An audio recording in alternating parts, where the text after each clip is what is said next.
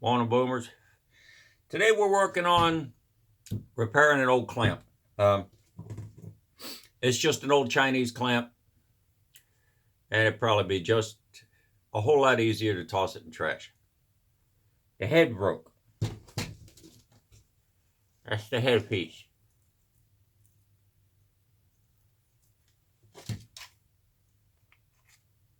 It's the backstop.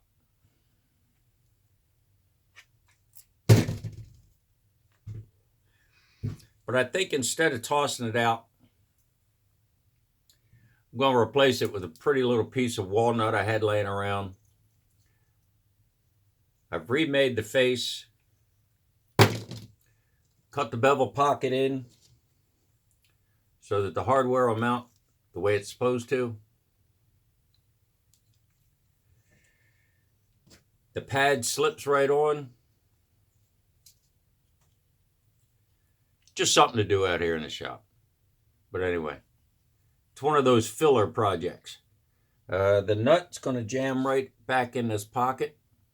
We'll knock it in, epoxy it in place, so we've got a good mount. At the moment, what we're doing is chiseling out the slide guide. We're using a 1/2-inch chisel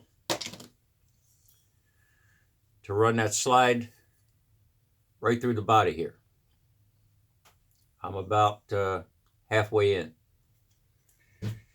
That's going to replace that chunk of Chinese plastic with a good solid block of walnut.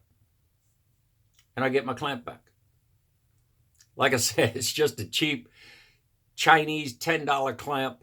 The other side will probably crack off on me next winter because of the cheap plastic they use. That resin blend, nasty. It's a blend of polypropylene and polystyrene.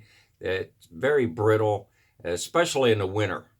I put it on something just a little too tight, because the plastic is cold, and damn thing snapped right off on me. But I like this idea. It's a good block of steel. I mean, the steel is decent. It's only a 10-inch clamp, but with that walnut head on there, it's just going to make me feel better. That's all.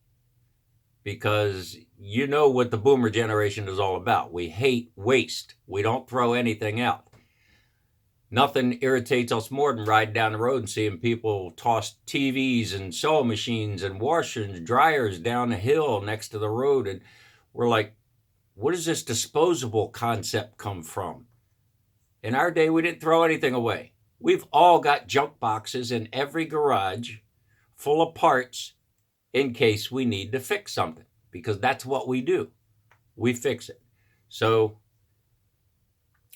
pretty little piece of walnut. It's got its first stain on it, just an oil rub. Oh, old school trick number one, Danish oil. Finish, stain, one step. You just wipe it on like a stain, puts a finish on it. You can call it done if you want. For early American furniture, when you're refinishing, Watco Danish oil will call the projects done. You know what I mean?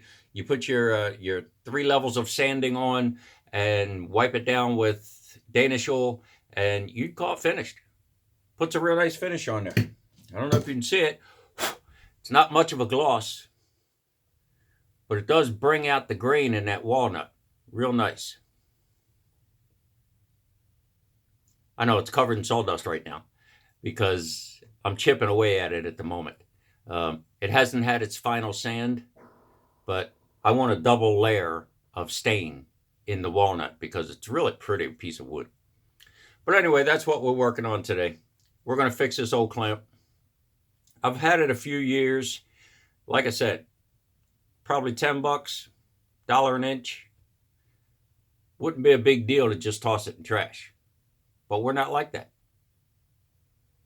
We break the damn thing open. I've had it open a couple of times, lubed it up inside, because when the Chinese ship it out, they don't do that for us. The spring might have a little bit of grease on it, and that's about all you're getting. I've cleaned it up, lubed it up, shortened the triggers. make it nice and easy to use. And it just hurt my feelings to toss it in trash just because that little piece of plastic piece on the end broke off. So I'm going to replace it. I get my clamp back. All right, later, boomers. Oh, and Merry Christmas.